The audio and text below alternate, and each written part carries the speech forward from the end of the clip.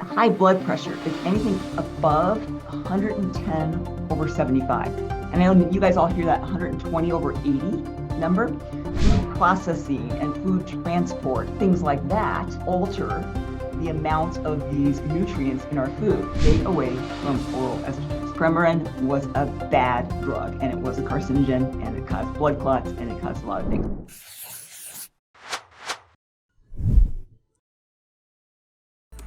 Welcome to our Q&A highlights.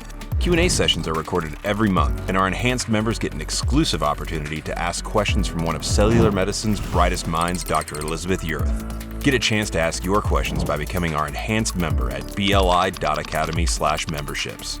You also get access to our content library full of tips, articles, videos, lectures, previous live Q&A sessions, and more. Is getting menopause at 45, does that mean that a person is aging faster than a woman who gets menopause later, like in their 50s? Or is getting it so early mean you're starting to age faster, even if there's a hereditary component to it? She said her mother went into menopause at like 35. So if there's a hereditary component that's just in your genes, is that different? So it's an interesting question. Well, there was actually a study done, I think it was 2016, by Dr. Horvath, who's a big anti-aging researcher. And they actually looked at DNA samples from about 3,100 women. And they took them from the Women's Health Initiative DNA sample study. So they actually had all this kind of past information. And then, because we now can look at cell age or biologic age, they measured the biologic age of the cells from blood, saliva, inside cheek. And they could draw a relationship between each woman's chronologic age, so her age in reality, and her body's biologic age. And what they found was that people who had a higher epigenetic age, so a higher biologic age, meaning their cells were older, that they did go through an earlier menopause. And in fact, that did equate to people who were aging more rapidly. And then secondarily to that, they found that at menopause, so their aging speeded up by about 6% a year. So really a pretty dramatic increase once you hit menopause and how rapidly you were aging. So basically all the blood numbers appeared to get worse once we hit menopause. So they basically found that women who had menopause like at an earlier age had a substantially increased risk of non-fatal cardiovascular disease and then women who hit menopause later. Now, on the good news of that is if you replaced hormones, they seemed to be able to reverse that. So certainly the hormones were the big play in this. So even before you hit menopause, remember your hormones are dropping. So is it the hormones dropping that are causing cellular age? Cellular age causes the hormones to drop. It's probably a little bit of a combination of both. So I think the important take-home message there is it's important to actually start replacing hormones at a relatively young, probably before menopause, right? To start replacing hormones and keeping them adequate so you don't experience that more rapid aging. And then trying to reverse damage is always harder than trying to prevent damage. Okay, Mark, who's from Colorado, asked, what have you found to be the most effective way to significantly lower blood pressure? I actually really like this question, Mark, because we are so under treating high blood pressure here in the United States, probably other countries too, I don't know. High blood pressure is anything above 110 over 75. And I know you guys all hear that 120 over 80 number.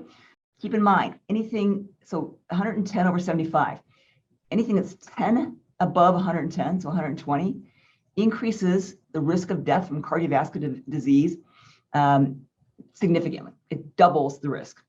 And for that bottom number, the 75, anything that gets above 85 doubles the risk. So basically, you want to keep that in a pretty narrow range for cardiovascular benefit and brain benefit, it appears. So I actually, I know you guys are going to think, well, what supplements do I love for this? And there's a lot. I mean, you can use things like Arterisol, you can use beets, you can use nitric oxide boosters like Neo40. Those all can be very good. They're all vasodilators. But if I have somebody who really has significant hypertension, I actually like pharmaceuticals. And the pharmaceutical I like is a drug called telmisartan.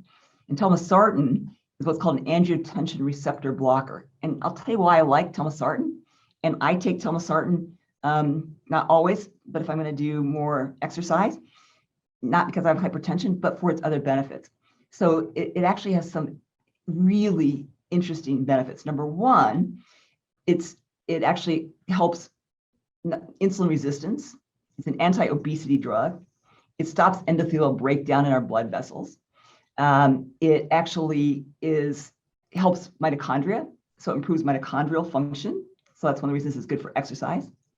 It upregulates something called PPAR gamma, and PPAR gamma helps us with energy and excess calorie burning. It's kind of crucial when you upregulate PPAR gamma. It's really good for fat burning. So basically, telmisartan can be a good fat burning stimulus. It also has significant benefits for skeletal muscle. So you can actually help muscle building with telmisartan. And lastly, when they look, it's banned in sports because it's an athletic, it's a performance booster. You will feel more endurance. It also really appears to be another one of those drugs that has some significant longevity benefits. So it has some really interesting benefits beyond its hypertension control. I actually have to modify how much I take because it makes me a little dizzy because I don't have hypertension. So when I stand up, I'll get a little dizzy on it. But I really do like the effects of it for exercise for me. So, not all pharmaceuticals are bad, and the angiotensin receptor blockers, particularly telmisartan, there's other ones like losartan, don't seem to have the same effect as much as telmisartan. But it's an interesting drug. And if any of you who have, who have hypertension that you've been trying to control, this may be a nice option for you. Mary from Colorado, hi Mary, asks, what is your opinion on the success of penisin polysulfate versus your other suggestions for osteoarthritis? I think penisin is huge. And, I will tell people who say, oh, it didn't work for me, you probably didn't do it long enough. If you did a 6-week course and you're like, it didn't work, that's a loading dose. You need to continue it. Sometimes 3, 4, 6 months even before you start seeing effect. I would say I had a very slow effect, and now it's like dramatic, but it takes time. You have to, so basically you have to stick with it. And there's a lot to arthritis, right? It isn't, it's affecting, there's a lot of different things that are being affected. So penisin's working on a lot of pathways. It's blocking the pro-inflammatory cytokines. It's blocking the degradative enzymes. It's blocking neural growth factors that are causing pain, blocking substance P that's contributing to pain. So it's working on a lot of pathways, but not all the pathways involved in osteoarthritis.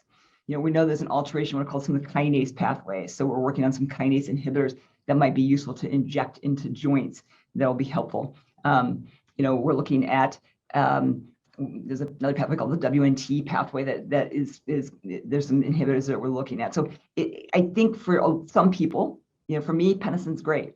For some people, you may have to combine different approaches. And then I'm going to tout this Q&A because if you've got no hormones, then your joints are probably not going to feel great. Progesterone has receptors on joints. It's anti-inflammatory. You need testosterone for joints.